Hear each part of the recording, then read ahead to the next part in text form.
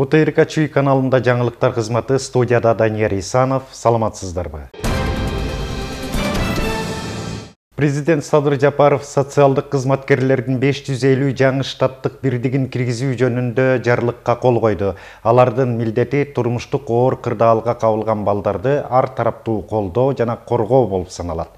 Бул кадам балдардын бакубат жашоосун камсыз кылуу боюнча мамлекеттик саясаттын маанилүү элементи болуп саналат. Жана өлкөдө биринчи жолу социалдык колдоо системасын масштабтуу күчөтүүнү камсыздайт. Ушул жылдын 1-февралынан тартып, региондордо иштей турган жана колдоого муктаж балдарга даректүү жардам көрсөтө турган адистерди кабыл алуу жана даярдоо этабы башталат. Бул жарлыктын кабыл алынышы мамлекеттин балдарды социалдык жактан колдоонун эффективдүү системасын түзүүгө, алардын жыргалчылыгына коркунуч келтирбөөгө умтулуусун баса белгилейт. Социалдык кызматкерлерди ишке киргизүү Кыргыз Республикасында балдарды коргоо институтун өнүктүрүүдө маанилүү кадам болмокчу. Эскерте кетсек, мамлекет башчысы өткөн жылдын май айында жаңы кадам социалдык мобилизациялоо боюнча жалпы республикалык кеңешмеде сүйлөгөн сөзүндө балдарды коргоо чараларын күчөтүүнү жарыялаган. Министрлер кабинетинин төрагасы Адылбек Касымалиев транспорт жана коммуникациялар министрлигине мамлекеттик бюджеттин эсебинен сатып алынган 453 даана жаңы атайын техникаларды тапшырды. Бул жол тармагынын материалдык техникалык базасын бир топ чыңдап, улуттук долбоорлорду ишке ашырууну тездетет. Иш-чаранын жүрүшүндө министрлер кабинетинин төрагасы 2024 жылы жол тармагын каржылоо 2020 жылга салыштырмалуу 2 эсеге көбөйүп, 22 миллиард сомго жеткенин белгиледи. Алдыда кесиптешим баяндамакчы. Жаңы автогрейдерлер, экскаваторлар жана башка атайын техникалар жол кызматтарынын карамагына алынды. Бул өлкөнүн транспорттук инфраструктурасын чыңдоодогу дагы бир кадам. Бул жылы тармакты каржылоо 2 эсеге көбөйүп, 22 миллиард сомго жетти. Буга чейин жол техникасы көбүнчө насыяга же гранттык негизде алынып келсе, бүгүнкү күндө жол тармагын өнүктүрүү, аны тейлөөчү материалдык техникалык базаны жаңылоо жана жакшыртуу максатында республикалык бюджеттен каражаттар көбүрөөк бөлүнүүдө. Транспорт министрлигинин бюджети 2020 жылы 10,9 миллиард сомду түзсө, 2024 жылы 22 миллиард 299 миллион сомду түздү. 2 эседен көп каржыланууда. Бул каражаттын ичинде жол фондуна бөлүнгөн каражат 5 миллиард 33 миллион сомду түзөт, капиталдык салымдар үчүн 6 миллиард 536 миллион сом жана инвестициялык долбоорлор аркылуу 10 миллиард 236 миллион сом бөлүндү. Урматтуу мекендештер, бул техникаларды пайдаланууда жогорку жоопкерчилик болсун. Бул техникалар биздин элдин жана мамлекеттин мүлкү. Ал өз убагында тейленип, туура пайдаланылса, узак жылдар бою кызмат кылат. Жаңы алынган техникалар ак жолтой болсун. Түндүк түштүк балыкчы Бөкөнбаев, Каракол, Нарын Баетов, Ош, Баткен, Разаков сыяктуу негизги автожолдордун курулушу жүрүп жатат. Кытай, Кыргызстан, Өзбекстан темир жол долбоорун ишке ашыруу башталды. Туристтик аймактарда жана алыс айылдарда инфратүзүм дагы жакшырууда. Жаңы техника оңдоо иштерин ыкчам жүргүзүүгө мүмкүндүк берет, айрыкча жетүүгө кыйын болгон аймактарда. Эми кызматтар көйгөйлөргө тезирээк жооп берип, жолдордун сапатын жакшыртат. Бүгүн жалпысынан 453 техниканы тапшыруу алдында турабыз. Бул техникалардын бардыгы республикалык бюджеттин эсебинен сатып алынып, бул жол фондунун каражатынан. Бул негизги максат бүгүнкү күндө биздин жол куруучуларга ошолордун жумушун жеңилдетүү, жолду сапаттуу куруу максатында ушундай заманбап техникалар менен биз камсыз кылып берип атабыз. Бул техникалардын бардык региондорго беребиз. 7 областтын баарына биздин жол чарба кызматкерлерине берилет. Жолду тейлөө ишканалары бар. Ошолорго бардыгына бирдей бөлүнүп пайдаланууга беребиз.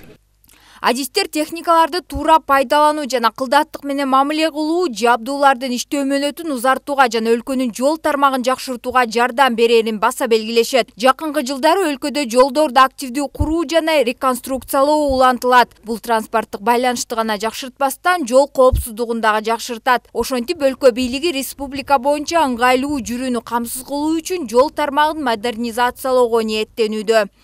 Назира Бегалиева, Айгерим Дүйшөбаева, Самаган Тайырбеков, УТРК Чүй. Министрлер кабинетinin төрағасы Адылбек Касымалиев еш сапары менен Қазақстандын Алматы шаарына барды. Министрлер кабинетinin башчысы Евразия өкмөттөр аралык кеңешинин жыйынына, ошондой эле Digital Алматы 2025 эл аралык санариптик форумунун пленардык сессиясына катышат.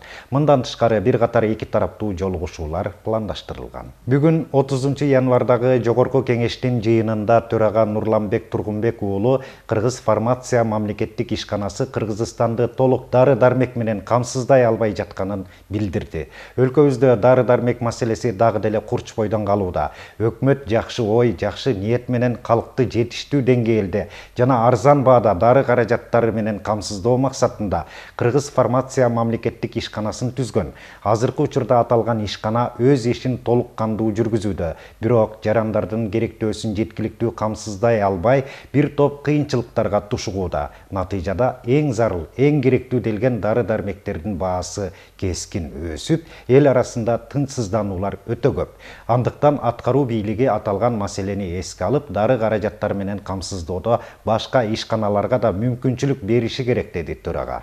Өлкөбүздө бүгүнкү күндө дары-дармектердин маселеси абдан курч бойдон калууда. Биз жакшы ой, жакшы ниет менен өкмөт Кыргыз фармация мамлекеттик ишканасын түзгөн. Ушу дары-дармектерди жетиштүү, арзан баада калкка жеткирүү боюнча, тейлөө боюнча бул жакшы ниет, жакшы максат менен түзүлгөн ишкана өзүнүн ишмердигин толук кандуу жүргүзүп атат. Бирок анткени менен монополист катары аталган компания бардык биздин жарандардын керектөөсүн камсыз кылууда бир топ кыйынчылыктарга туштугуп атат. Биз кошумча нарк салыгын алып салганы менен баага анчалык деле бир таасирин тийгизген жок. Ошон үчүн атаандаштыкты өнүктүрүү, өстүрүү максатында ушул башка фарм компанияларга да ошо дары-дармектерди алып келүүгө биз уруксат бербесек болбойт экен. Муну турмуш көрсөттү. Ушул жагын эске алсаңыздар, себеби бул жөнүндө кайрылуулар абдан көп болуп атат. Кыргызстанда эхинококкоз саламаттыкты сактоо тармагындагы олуттуу көйгөй бойдон калууда. Жыл сайын өлкөдө 1,5 миңге жакын эхинококкоз жана 200-300 альвеококкоз учурлары катталат. Бул көрсөткүч коңшу Казакстан жана Өзбекстан менен салыштырганда 2,5 эсе жогору. 2024-жылы өлкө аймагында алгачкы 7 айда эле 400дөн ашык эхинококкоз менен ооруган учур катталган. Өзгөчө мал чарбачылыгы өнүккөн аймактарда илдеттин көбөйүшү байкалууда. Айрым убактарда бүтүндөй үй бүлөлөр жабыркап, тилекке каршы өлүмгө алып келген учурлар да катталат. Бул илдет кайдан жугат, анын алдын алууга болобу? Кабарчыбыздын материалында.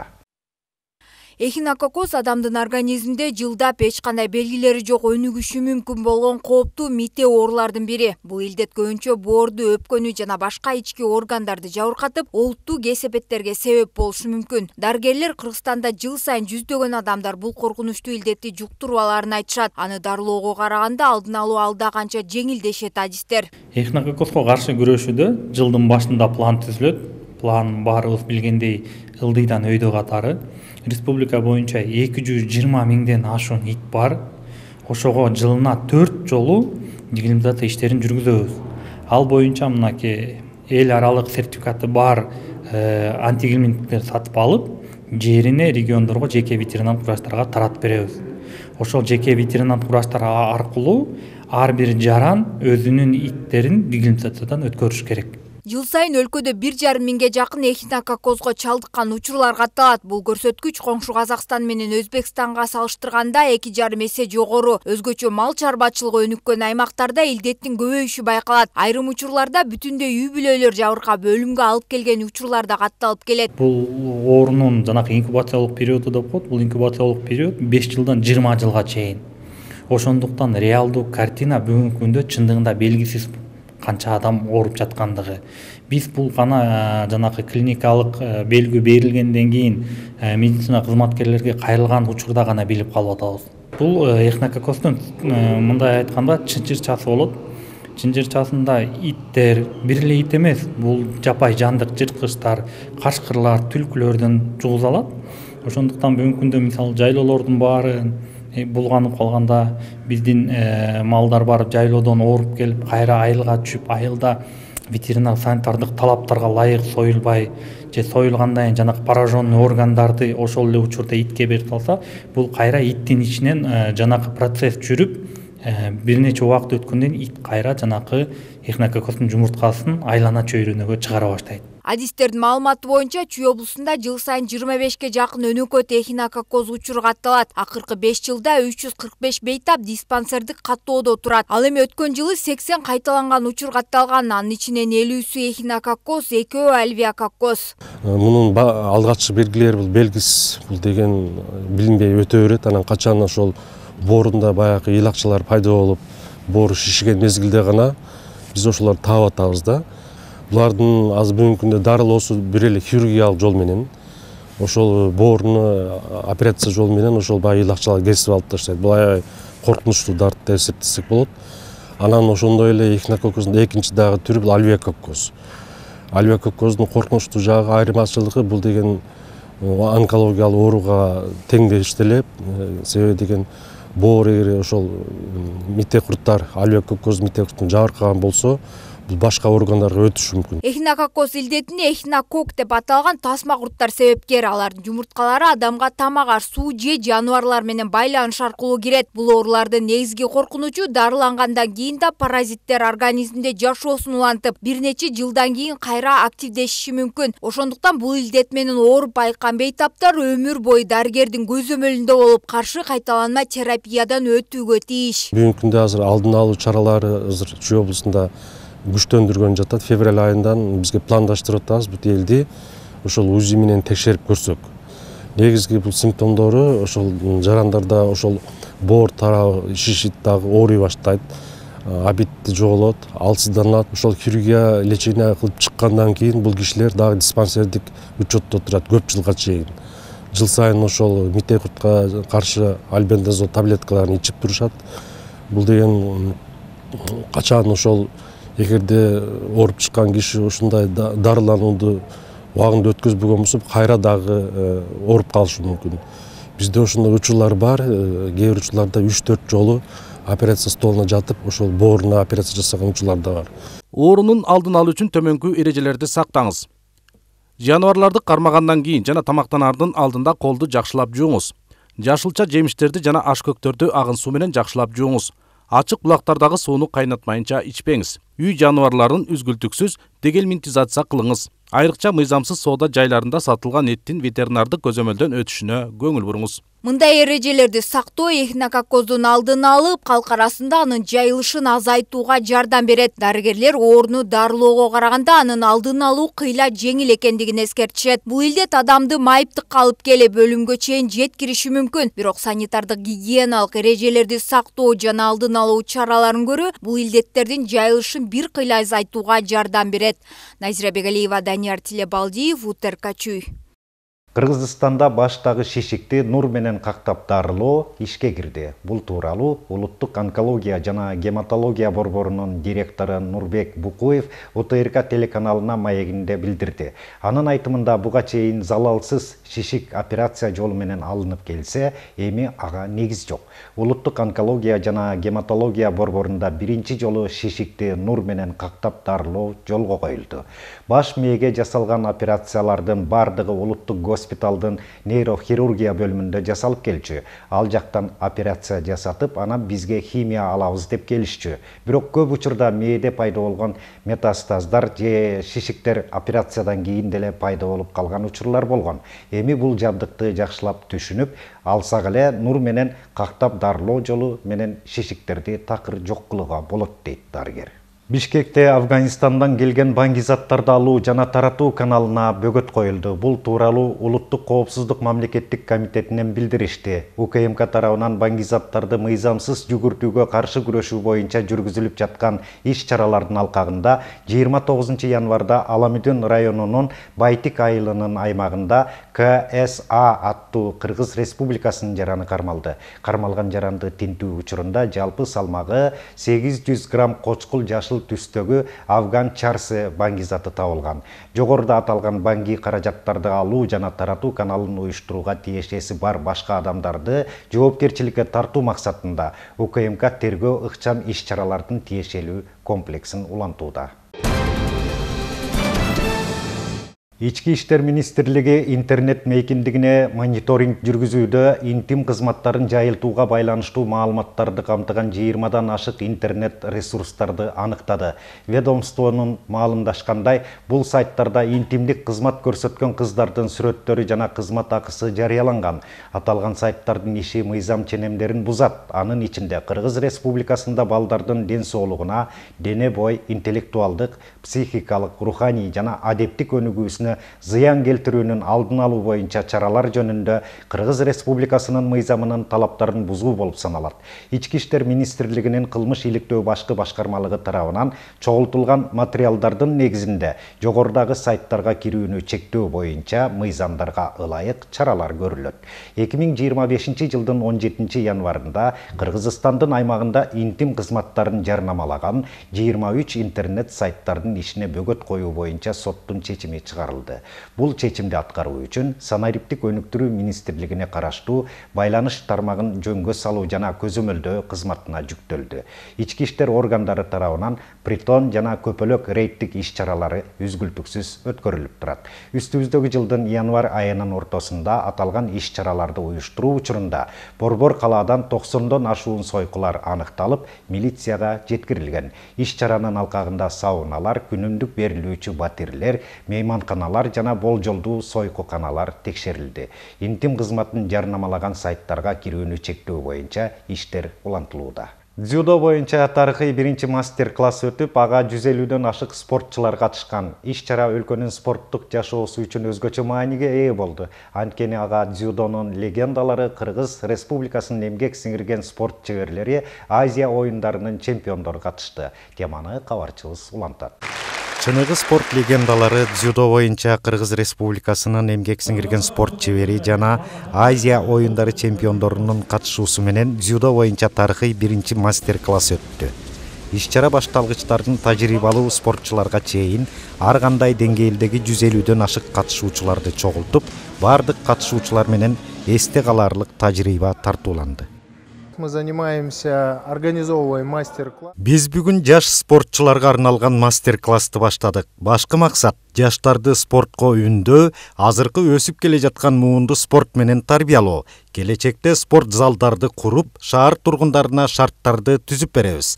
Анын баары акысыз болот. Андыктан ар бир өспүрүм спорт менен машыгуусу керек. Спорт бул жашоо образы. Наших именитых спортсменов. Спортчулар ийгиликтүү ыкмалардын айкын мисалдарын көрсөтүштү. Ошондой эле ар бир катышуучуга спорттук көндүмдөрүн жакшыртууга жана дзюдо боюнча жаңы бийиктиктерге жетүүгө жардам бере турган сунуштарды беришти.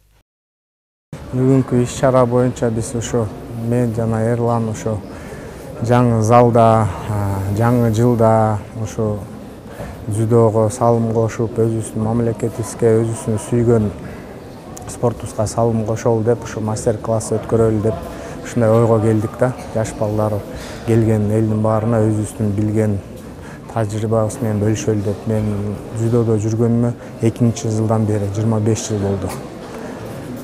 Мастер-класстар бизде болбойт да, ошон үчүн кичине өзүбүз билген нерселер менен бөлүшүп көргөзөлү деп ушинтип акылдашып сүйлөшүп, президент федерациясы менен, тренерлер менен, старший тренерлер менен сүйлөшүп ушундай ойго келдик. Башталгыч спортчулар үчүн мастер-класс дзюдонун негиздери менен таанышууга эң сонун мүмкүнчүлүк болду. Ал эми тажрыйбалуу катышуучулар өз техникасын өркүндөтүп, профессионалдардан кеңеш ала алышты.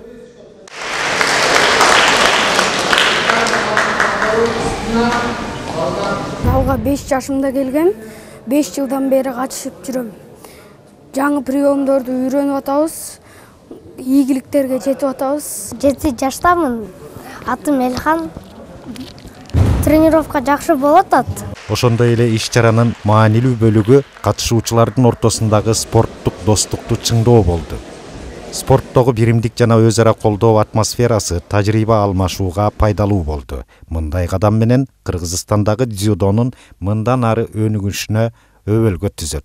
Данияр Исанов, Самаган Тайырбеков, УТРК Чүй. Тоолуу аймактардын унаа жолдорунда кар көчкү түшүүсү күтүлөт. Бул тууралуу Өзгөчө кырдаалдар министрлигинен билдиришти. Кыргыз гидромет кызматынын билдирүүсүнө ылайык 2025 жылдын 30 январынан 1 февралына чейин күтүлүп жаткан жаан чачынга байланыштуу Кыргызстандын тоолуу райондорунда Каракол Эңилчек жолунун чоң ашуусунда Мырзаке Каракулжа Алайкуу унаа жолунун 60-110 чакырымдарында кар көчкү түшүүсү жана кар күрткөсү күтүлөт. Жолдор тайгак болуп, муз тоңот. Унаалардын ортосундагы 500 метр аралык кыймыл чектелиши зарыл. Зарылчылык болбосо сапарга чыгууну, тоодо эс алууну, башка күндөргө жылдырууну өтүнөбүз. Кандайдыр бир өзгөчө кырдаалдарга кабылсаңыз же күбө болсоңуз 112 бирдиктүү кызматына токтоосуз чалыңыз деп айтылат маалыматта. Мына ушундай маалыматтар менен жаңылыктарыбызды жыйынтыктайбыз. Алдыда аба ырайы туурасында маалымат. Кайрадан эфирден жолугушканча сак саламатта болуңуздар.